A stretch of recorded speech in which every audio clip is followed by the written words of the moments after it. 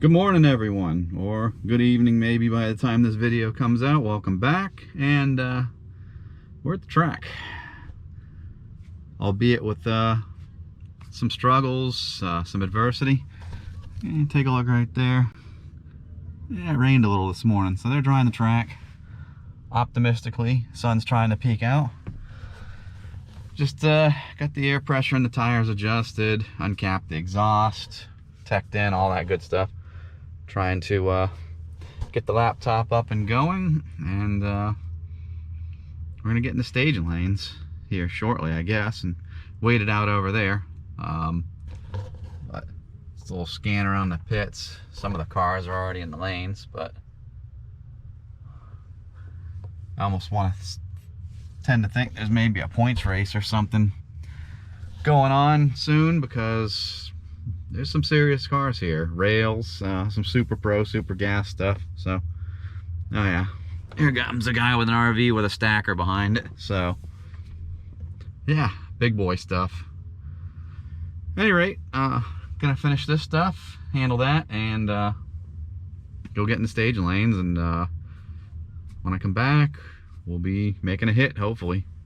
Gonna leave everything as is, same as last time, and then I'm gonna go in and try something in the tune to pull the shifts down a little bit, see what that does. If it goes slower, I'll bump them up a little bit, but not quite as high as they were, and we'll go with that. So, all right, I'm gonna quit rambling, and we'll be back.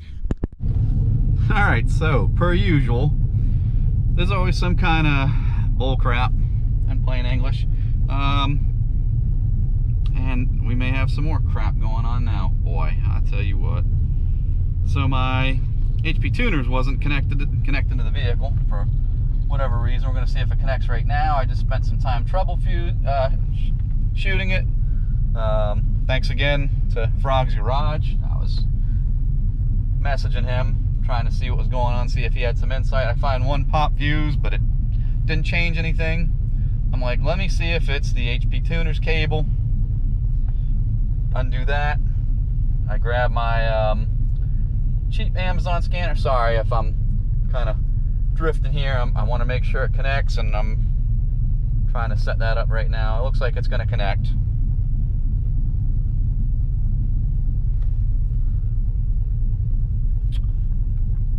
Or maybe not.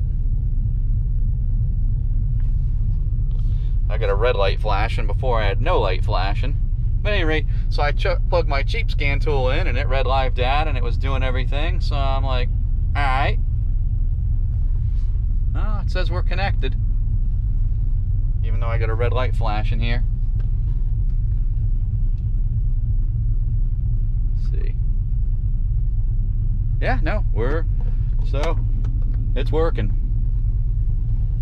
Gonna take it for what it is. Forgot to turn the camera on. Up there, we had a rain delay where it sprinkled. It's just been a debacle this morning. So let me turn you around here and show you our first pass. So, cut a good light, best 60 foot it's ever cut. Pretty close to last time. Mile per hour is down a little. It is what it is. It's a little warmer today than last time, but the weather's still really good. I'm gonna quit running my jaw here and stop that data log. We don't need all that, and I'm gonna go get myself back in line. There's Jay Witt with the turbo Trailblazer SS. I have to go chat with him later. Right now I just want to go get back in line and make another hit here, and I've revised the tune. Hopefully it's gonna do what it needs to do.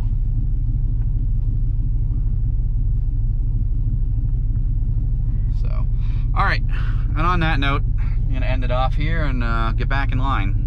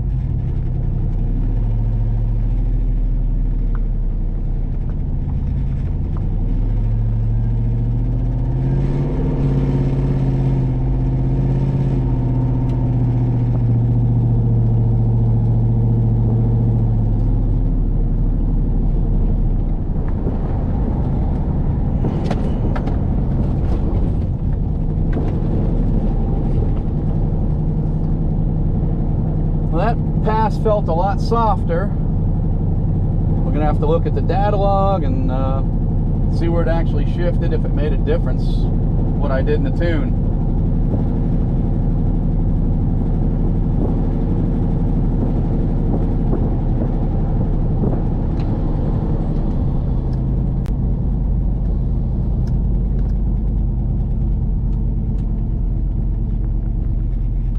I was sleeping on that light. I was looking around, paying way too much attention to all the other stuff. It's okay though. Got my data log and got some actual footage, so.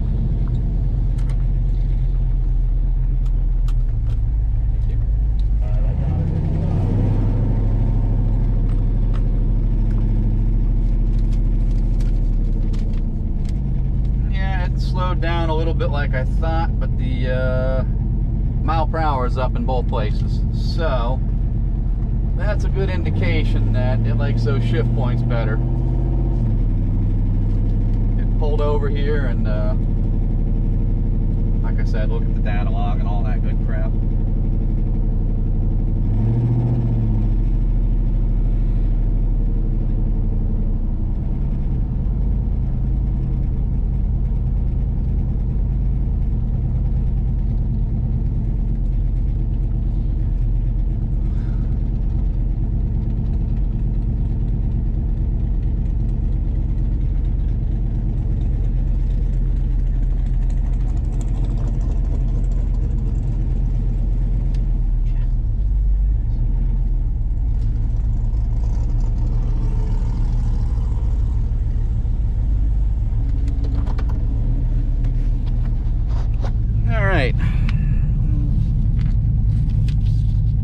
So we slowed to a 1335, 103.32, 60 foot was a 197. So we're slower everywhere, but mile per hour is up. So I'm going to take that as a good indication as it likes those shifts.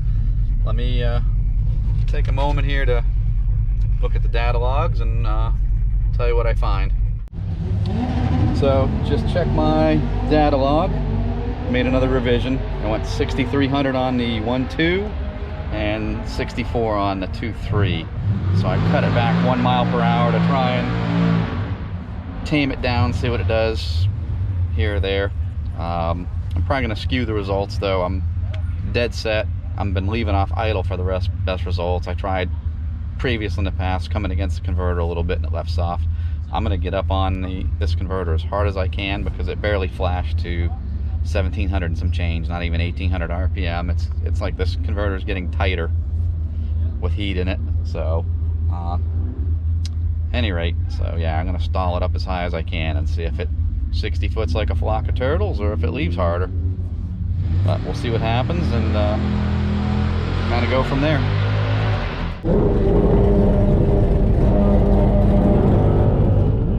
Hell yeah, we did a little round robin here. Got right back in line. Got the data log going. Of course, it's a little warmer. She ain't gonna be happy.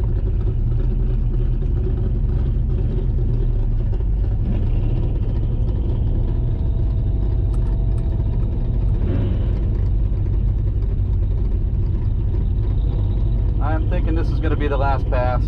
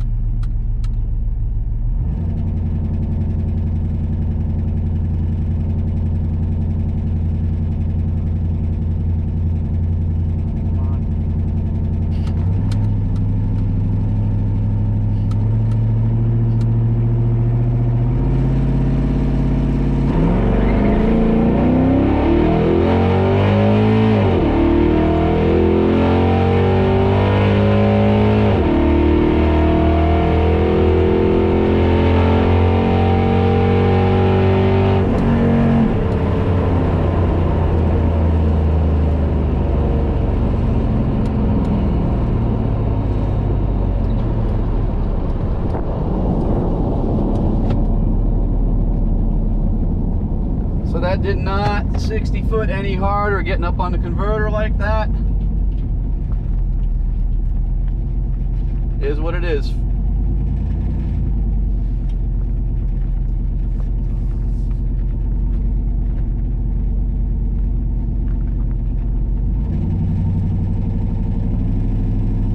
But we got a data log and we're gonna have a time slip here, so that's good. That's gonna be the last one of the day. I'm gonna cap the exhaust and put a little air on the tires. But first, we're gonna get our time slip and review the data log, because I'd be lying if I said I wasn't curious.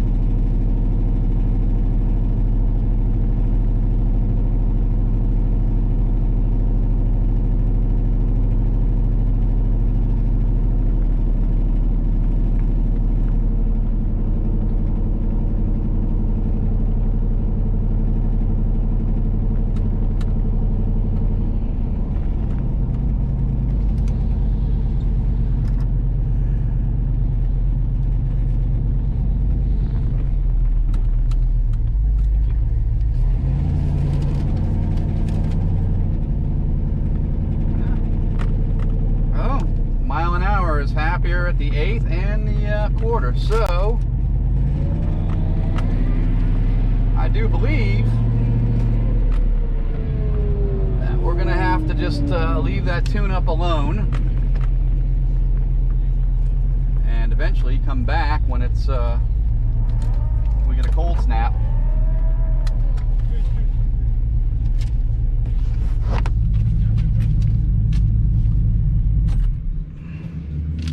Okay,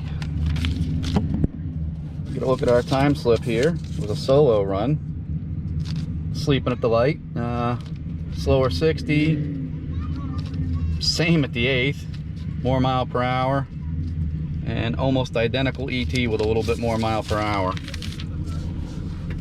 Let's grab our last slip.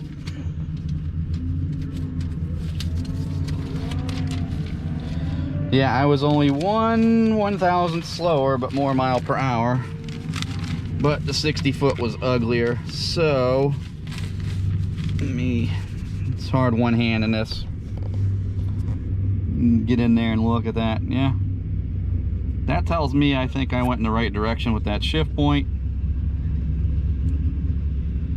So, and we don't want to get up on the converter like we did here. It's 60 foot and better off idle here and the first pass obviously today. So we're gonna go with that. I'm going to review my data log and tell you what I found. So I just reviewed my log right here. 1-2 shift came at 6400. It dropped back to 4455, I think is what I saw.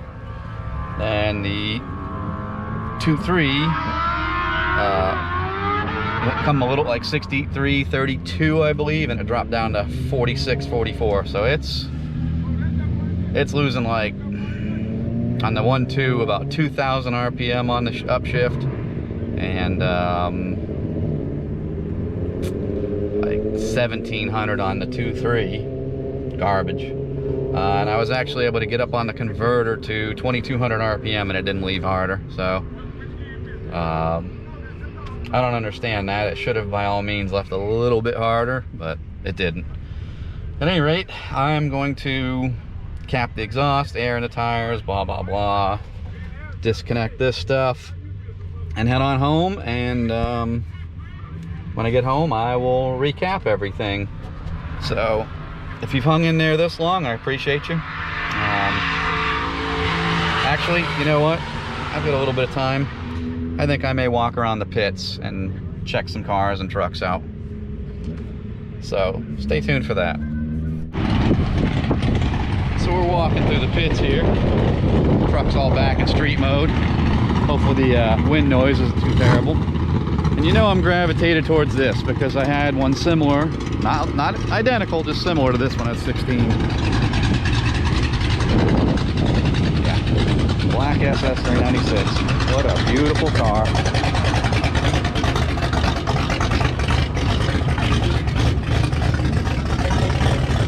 And it's got AC. Carbureted big block with AC out here, putting in work. Nice. Yeah, you know I like this. Very cool truck. Very serious truck. So we get old Jay Witt here from YouTube in Towerside Lane with the Turbo Atlas 4200. And I guess he's got a buddy of his with a actual Trailblazer SS. So you can do a real world comparison.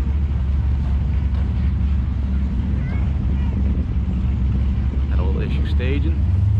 See how this goes.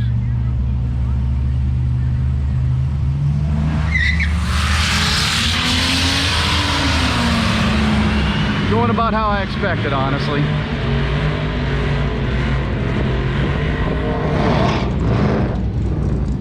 And old J-Wit 1291 10594 and the Trailblazer SS 1480 9469. Turbo Atlas for the win this go around.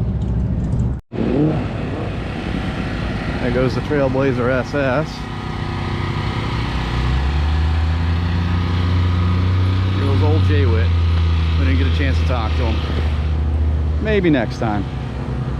Alright.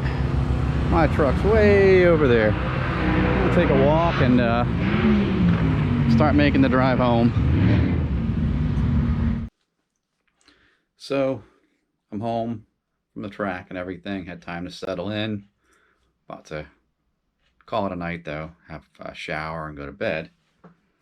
But my brain's running an overdrive on as usual. So I sat down, looked up the drag times calculator that corrects for sea level, basically zero density altitude, and come up with these figures. So last time the best I ran 13,289 103.77. That was a negative 292 feet of density altitude. To zero, it cuts it back to a 1330 and 103.75. Didn't lose much mile per hour. Odd. My first pass today was 13,314 and 318 feet density altitude. That improves that to 13,299 at 103.05. I'm still not sure why that mile per hour was down on the big end, but it is what it is. My second pass, 641 density altitude. That was a 13,355 103.32.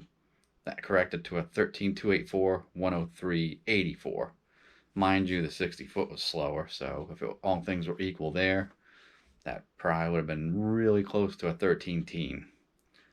Last pass, 725 density altitude, resulted in a 13,356 at 103.48. That corrected to 1327 at 104.12. So, again, slow 60 foot. So at zero density altitude and a better 60 foot, it more than likely would have been a 13-teen. But we're spitballing here. This isn't super scientific or exact. They say it's, you know, fairly accurate.